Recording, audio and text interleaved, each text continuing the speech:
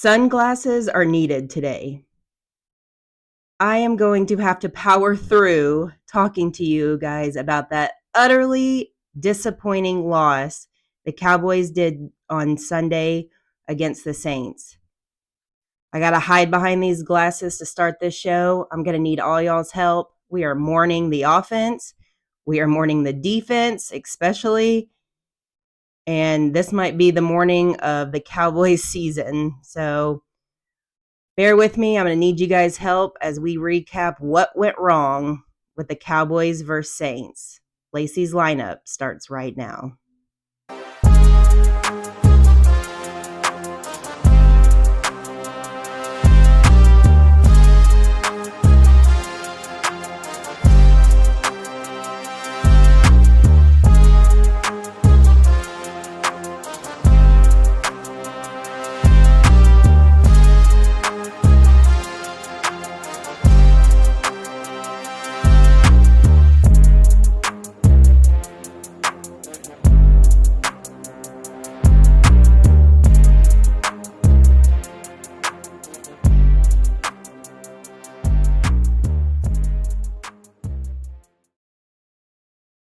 Week 2 of football. We are excited as Cowboy fans, and we are all ready. Food is prepared. I got friends coming over. I'm excited because we looked really good or better than expected from coming off of Cleveland in the first week.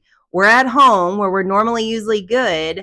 And I know we're coming in with a hot Saints team, but they played Carolina. I thought we had the more impressive win in that first week of games. And I thought that we would handle business. I definitely thought it would be a game, not what we witnessed. What went wrong here? We looked like absolute garbage, guys. Garbage. On our home turf. Embarrassed. Let them come in and think that they could do no wrong. And man, Cowboys, I got a lot of questions for you. All right, let's start with this first drive of the game. You're telling me this is the defense? This is how they prepared this week for this game? Looked like complete crap. No pressure to Derek Carr. I went on and on about 21 Carson and how good he did the first week. And look at him, just playing very relaxed. They're in a zone for most of the game. I mean, look at Trevon Diggs, that he is so far off the receiver and that has that wide open. Of course, all the time in the world, Derek Carr finds a wide open receiver. Crazy. And I'm sorry, Dallas, have you heard of a running back called Alvin Kamara? He had his way with y'all. Look how easy he gets into that end zone.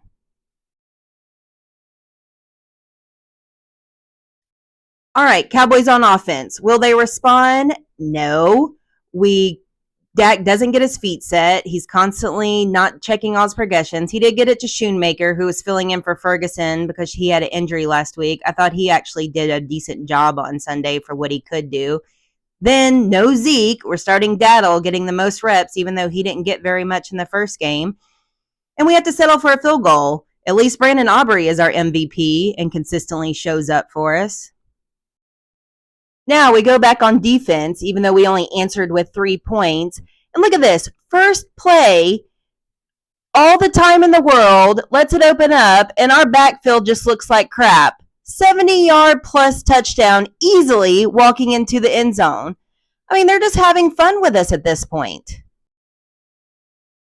All right, here we go, back on offense. This drive, it seemed like we were starting to settle in a little bit there. We started getting CD involved, Brandon Cooks involved. Zeke was back in the lineup and actually getting 7-8 yards on first down, which is a good carry. Then it's just like we get down to the red zone and everything falls apart. We get penalties. We get moved back. Dak holds the ball way too long, so now we're sacked and we're moving back. And then we do this trick play that was terrible with Cooks, and he just gets demolished and loses yards on it. So it's like we go down the field and we look good, and then we get moved back and we can't get into the end zone. It is insane that we cannot capitalize on that. I mean, that was a big turning point. So once again, you're down 14-3, and we had to settle for a field goal. At least Aubrey was consistent, and I was hoping we would come back.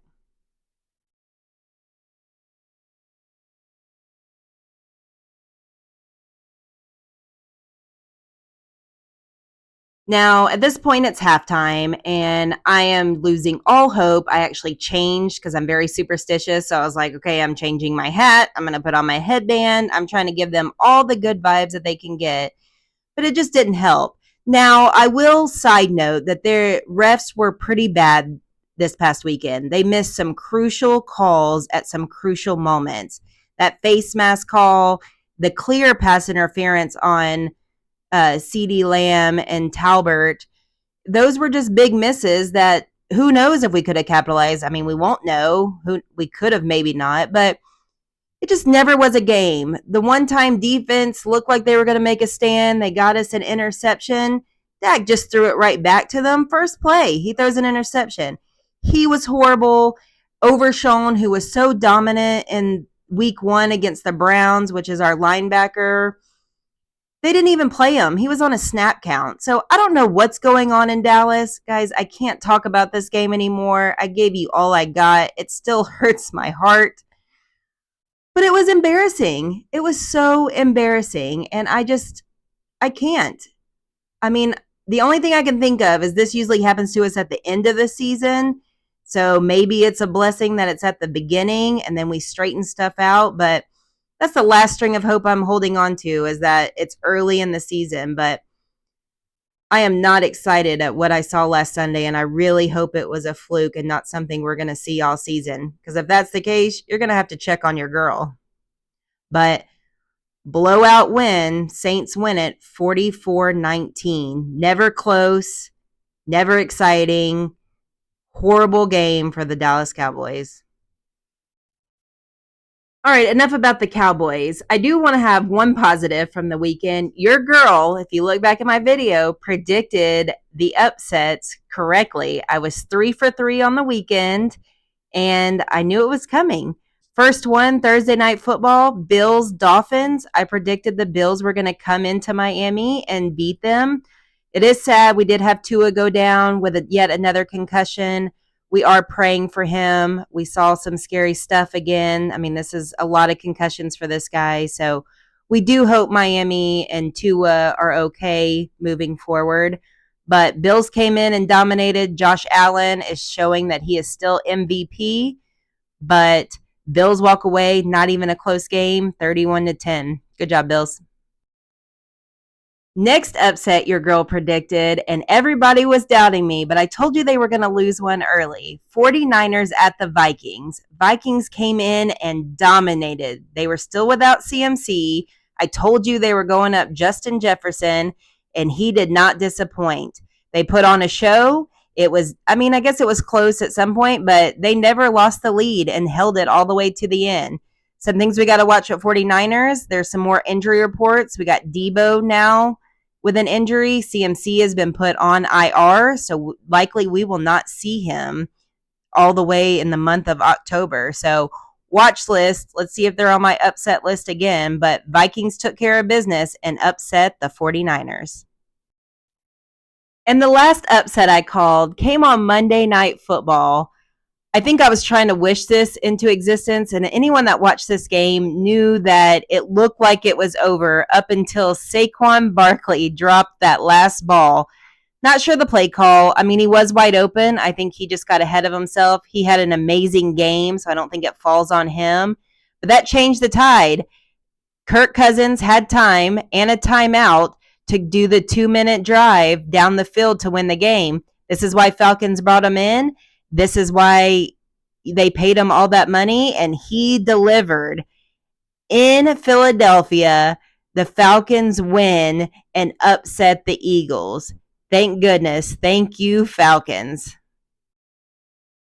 All right, guys, that's all I have for you today. Thank you for helping me get through talking about that horrible performance. If we repeat last weekend, Cowboy Nation, your girl is going to need a lot of, check on me, please, because I will not be okay. I don't mind losing.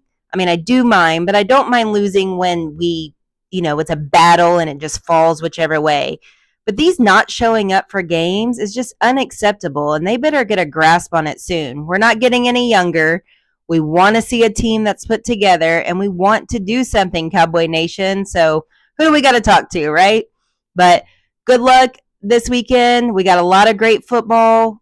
Enjoy watching a lot of big matchups, and let's be praying Sunday, 3:25 Central Time, that our Cowboys show up and are ready to go, because we got Lamar Jackson. I know they're 0-2, but they are not going to be a pushover team, and I know that they are hungry for their first win. So, defense, you got to wake up, got to play hard, and we will see this outcome. Until then, enjoy the weekend, and your girl is signing off.